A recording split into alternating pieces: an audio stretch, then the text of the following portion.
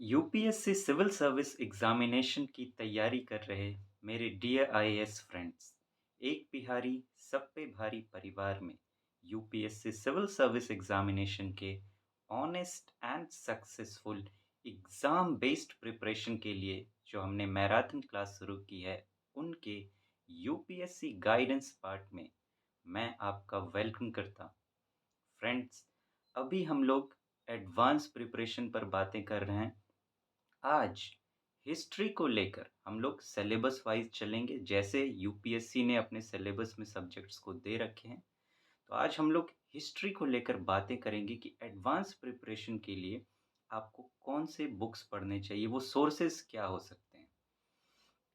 तो आइए फ्रेंड्स, शुरू करते हैं। सबसे पहले तो बात करें मेथड की।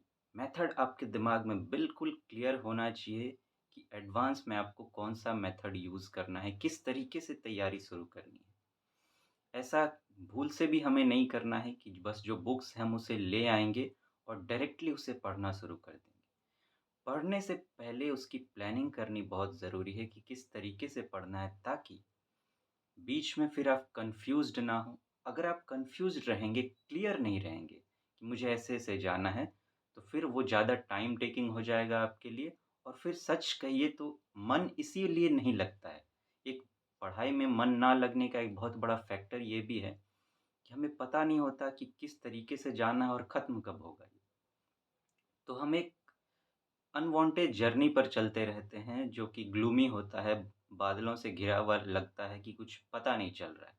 लेकिन पता हो कि इतने चैप्टर्स हैं और उसको इस तरीके से जाना है, हमें पढ़ना है, इस तरीके से समझना है, तो फिर उसमें मज़ा भी आता है। और मैंने कहा था, जैसे एनसीईआरटी की जब बात कर रहे थे बेसिक्स में हिस्ट्री को लेकर, कि जब आप हिस्ट्री को तैयार करें तो खुद को वहाँ पुट कर दें। जो भी चैप्टर पढ़ रहे हैं उसमें कोई ना कोई कैरेक्टर होगा ऐसा जो आपको अच्छा लगेगा, तो उसके या फिर जो सेंट्रल कैरेक्टर है, उसके जगह पे आप खुद को रख दें। तो सबसे पहले फ्रेंड्स करना ये है आपको कि सिलेबस आपको बिल्कुल क्लियर होना चाहिए कि सिलेबस क्या है। यूपीएससी ने जो दे रखा है बस वो नहीं, वो तो बहुत छोटा-सा है। आप 4-5 ईयर के प्रीवियस ईयर्स क्वेश्चन उठाएँगे, मेंस के भी और प्रीलिम्स के भी। इसी पर आप पहले प्लानिंग में ही आपको लगते हैं 5 दिन, हफ्ते दिन तो लगाइए। सच मानिए कि अगर आप ये एक बार कर लेते हैं ना, तो तैयारी आसान भी हो जाएगी और जल्दी भी हो जाएगी। अगर ये आप नहीं करते हैं तो यकीन मानिए कि एक न एक दिन आपको ये करना पड़ेगा। इसके बिना आप तैयारी नहीं कर पाएँगे। अगर आप पूरी बुक्स पढ़ पढ़ जाते हैं सिलेबस के अकॉर्डिंग, लेकिन आपने सही से प्लानिंग नहीं की, इस बेस पर आपको आगे जाके वापस यही करना पड़ेगा, क्योंकि बिना इसके सफलता नहीं मिल पाएगी। तो हमें वो ना देखना पड़े कि हम हार का सामना कर रहे हैं और फिर इस तरीके को अपना रहे हैं, तो बेटर है पहले ही अपना लिया जाए। तो आप दोनों के क्वेश्चंस उठाइए और देखिए कि टॉपिक्स, मान लीजिए हिस्ट्री शुरू होता है इंडस वैली सिविलाइजेशन से। तो देखिए कि इंडस वैली सिविलाइजेशन में यूपीएससी प्रीलिम्स में किस तरीके के क्वेश्चंस पूछता है और मेंस में किस तरीके के क्वेश्चंस पूछता है। अब उसको आप नोट डाउन कीजिए। इंटरनेट पर हमें ये चीज़ें मिलेगी तो वहीं पे मत छोड़िए उसको। उसको उतारिए नोटबुक में अलग-अलग करके, प्रीलिम्स के लिए अलग, मेंस के लिए अलग, इसका कलेक्शन कीजिए आप। दोनों, मतलब पूरे प्रीलिम्स और मेंस का कम से कम पिछले 5 साल का। ये जब हो जाए और इसमें धड़फड़ी बिल्कुल ना दिखाएँ, आराम से करें इसको।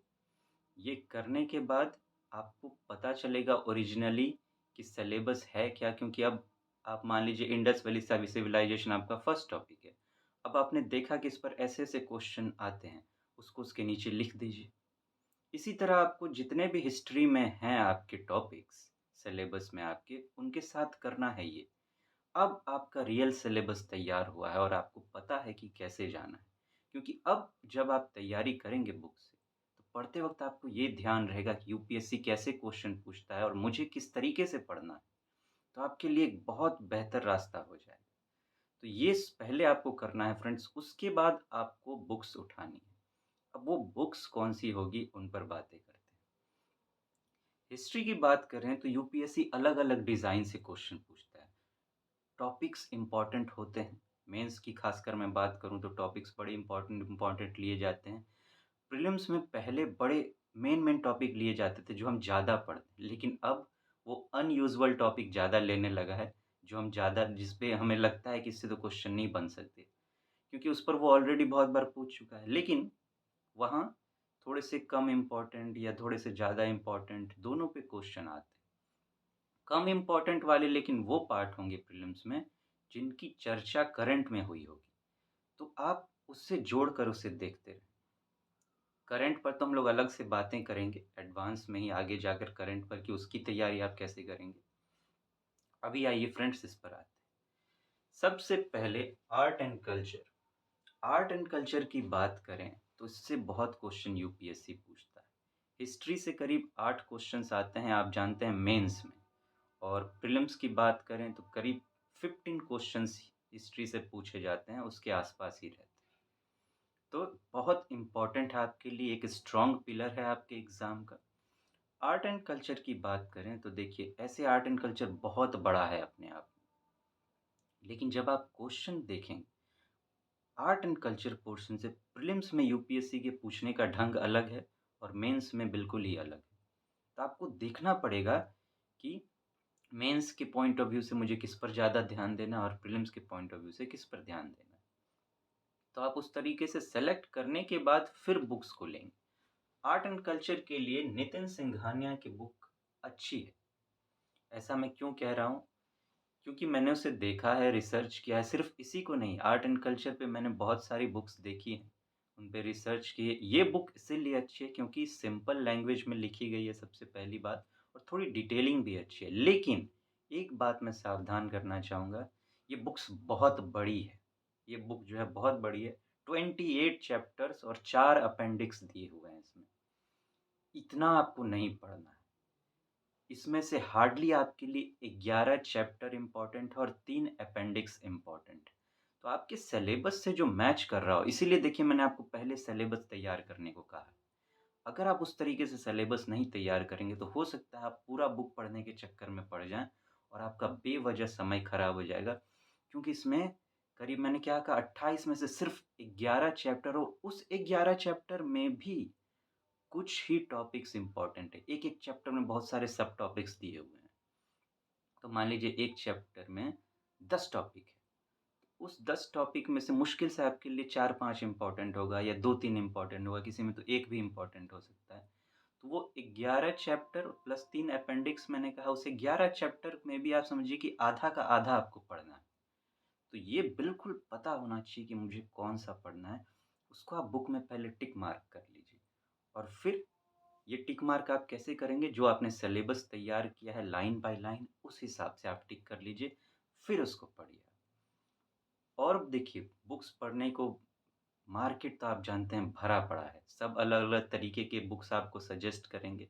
आप चाहें तो वहाँ से भी चुन सकते हैं। लेकिन मेरा ये मानना है कि आप एक एक टॉपिक पर 10 बुक पढ़ें, उससे बेहतर है कि एक ही बुक को आप ज़्यादा से ज़्यादा बार पढ़ें, ताकि गहरे उतर सकें। एक बार पढ़ के अगर आपने छोड़ दिया और उस पे गहरे नहीं उतरे, आप समझे नहीं, जिस तरह से मैंने एनसीईआरटी में बात की थी कि पहला बार तो सिर्फ़ सरफेस रीडिंग होगी, दूसरी बार अंडरलाइनिंग होगी, तीसरी बार आप गहरे उतरेंगे, लेकिन ये जो तीसरी बार होगा यहाँ आपको स्लो ज ये तीनों बार की रीडिंग आपकी स्लो होनी चाहिए।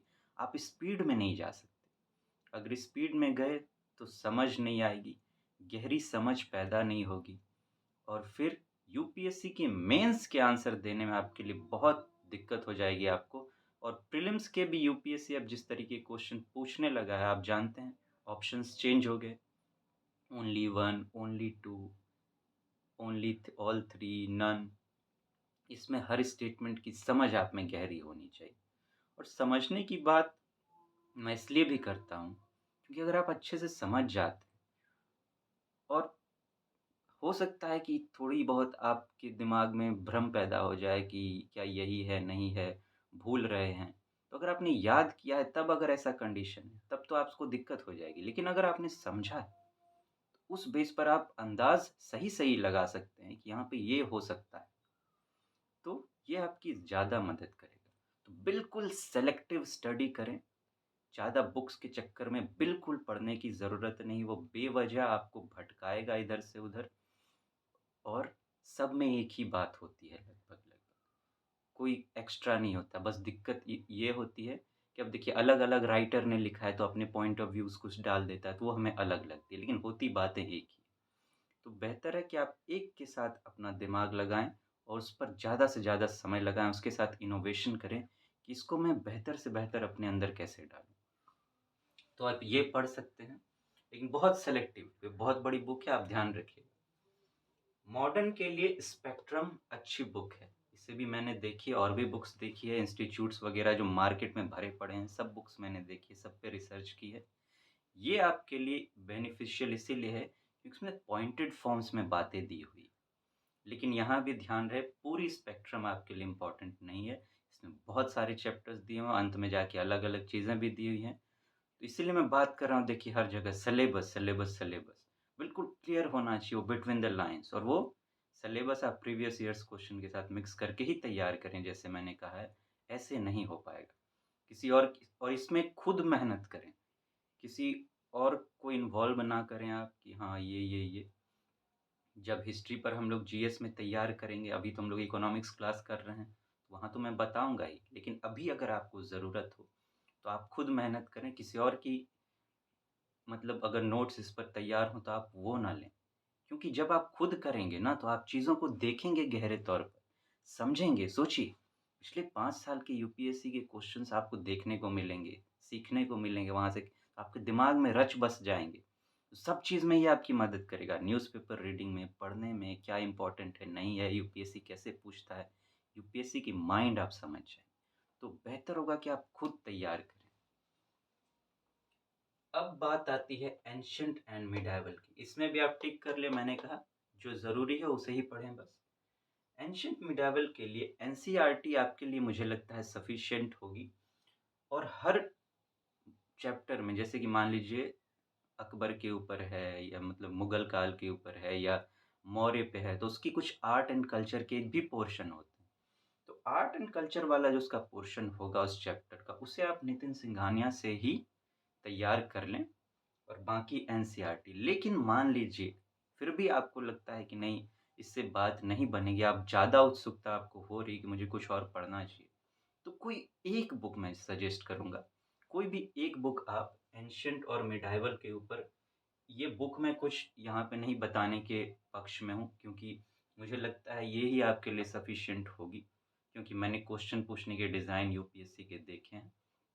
आप सफिशिएंट होंगे देने में। लेकिन फिर भी अगर आपको ऐसा लगता है तो कोई भी एक बुक एंशिएंट और मिडाइवल पर पढ़ लें और सिलेबस के अकॉर्डिंग उसी तरह टिक कर लें और फिर आप उसे तैयार कर लें, लेकिन सिर्फ़ एक ही बुक लीजिए।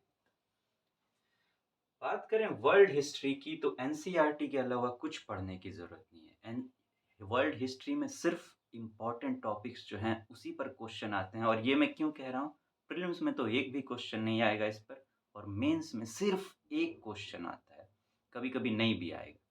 तो ज़्यादा आप इसमें अपना समय खराब ना करें। जो मेन टॉपिक्स सिलेबस में दे रखे हैं सामने में बस उसी को पढ़ लें आप। देख लें कि क्या क्वेश्चन यहाँ से यूपीएससी पूछता है, तो आप इसमें ज़्यादा समय खराब ना करें। और अगर आपको लगता है कि एनसीईआरटी के बाद भी मुझे कुछ और ज़रूरत बच रही है, तो आप इंटरनेट का प्रयोग करें। अलग से बुक ना खरीदें वर्ल्ड हिस्ट्री की, बिल्कुल ना खरीदें, उस पर एक्स्ट्रा समय ना लगाएँ। लेकिन इंटरनेट की जो सोर्स होनी चाहिए कि आप किस वेबसाइट से पढ़ेंगे, वो क्रेडिबल होनी चाहिए, मतलब विश्वसनीय होनी चाहिए। अब देखिए आप कुछ टाइप करेंगे कि मुझे इसके बारे में जानना है, तो बहुत सारे सोर्सेज़ आते हैं। वो क्रेडिबल कौन होगी? वो पढ़ने के बाद आपको पता चलेगा। आप थोड़ा-सा पढ़िए, आप देखिए कि आपको लगता है कि नहीं कि यूपीएससी के लेवल का है। यूपीएससी से रिलेटेड भी बहुत सारे वेबसाइट्स आते हैं। तो देखिए, मैं कोई वेबसाइट इसीलिए नहीं बता रहा हूँ कि अलग-अलग टॉपिक पर अलग-अलग वेबसाइट मैंने देखी है अच्छा लिखते हैं। एक ही टॉपिक पर मतलब एक ही सब्जेक्ट पर मैं कह दूँ कि एक ही वेबसाइट सारा अच्छा लिखती है, ऐसा मैंने नहीं पाया है। बहुत सारे वेबसाइट्स हैं। कभी-कभी तो मुझे एक टॉपिक के लिए 10-10 सोर्सेज़ पढ़ने पड़ते हैं कि कुछ वो क्रेडिबल मिले यूपीएससी के पॉइंट ऑफ व्यू से। तो आप उस तरीके से यूज़ करेंगे लेकिन ज़्यादा यूज़ नहीं करना पड़ेगा आपको, बहुत कम ऐसे होते हैं। तो फ्रेंड्स ये हिस्ट्री के लिए आपको मैंने बताया कि इस तरीके से आप एडवांस प्रिपरेशन करेंगे। बहुत सेलेक्टिव पढ़ें, बहुत लिमिटेड पढ़ें, ज़्यादा भटकाएँ ना अपने आप को। थोड़ा-सा पढ़ें लेकिन पुख्ता पढ़ें। बहुत थोड़ा-सा और बहुत पुख्ता पढ़ना है आपको। फिर से मैं एक बार मेथड याद दिलाना चाहूँगा कि सबसे पहले आपको अपना सिलेबस तैयार करना है पूरी तरीके से। ऐसा करने के लिए आप जो यूपीएससी ने दे रखा है पहले तो उसे सामने रखें। अब chronology wise step by step आप पिछले 5 साल के कम से कम क्वेश्चन पेपर उठाइए प्रीलिम्स और मेंस के। अब देखिए कि वहाँ से कैसे क्वेश्चन यूपीएससी पूछ रहा है, उस टॉपिक के सामने उस क्वेश्चन के एंगल को लिख दीजिए। ये ऐसा आपको हर टॉपिक के साथ करना है। अब जाके आपका सिलेबस तैयार हुआ, इसमें आपको वक़्त लगेगा, तो बिल्कुल आप धड़फड़ाएँ नहीं, आराम से 10 दिन लगते हैं, 15 दिन लगते हैं, जितने दिन लगते हैं आपको सिलेबस तैयार करने में लगाएँ। ऐसा मैं इसलिए कह रहा हूँ कि अगर आपने ये कर लिया, तो आगे की तैयारी बहुत आसान हो जाएगी। नहीं तो ये 10-15 दिन के चक्कर में मैं जानता हूँ कि आगे जाके आपके 4-5 महीने बर्बाद हो सकते हैं या ये मैं यूँ कहूँ कि पूरा साल बर्बाद हो सकता है। क्योंकि आपकी सही से तैयारी नहीं हो पाएगी। अगर ये किए बिना आपने कोई बुक उठा लिया, मान लीजिए नितिन सिंघानिया ही उठा लिया, तो आपको लगेगा ये पूरा बुक मेरे लिए इम्पोर्टेंट है। लेकिन अगर वो आपने कर लिया, तो अब आपके दिमाग में है कि यूपीएससी क्या चाहता है। वो करने के बाद फिर आप इन बुक्स को पढ़ें और बिल्कुल सेलेक्टिव स्टडी करें। बुक में पहले ही टिक मार्क कर लें पेंसिल से कि ये मेरे लिए इम्पोर्टेंट है और बिल्कुल वैसे तैयारी करें। तो फ्रेंड्स फिर मिलते हैं और सब्जेक्ट्स पर भी बातें करेंगे। तब तक आप अपना ध्यान रखें। Take very good care of yourself. See you soon. Thank you so much. Have a nice day.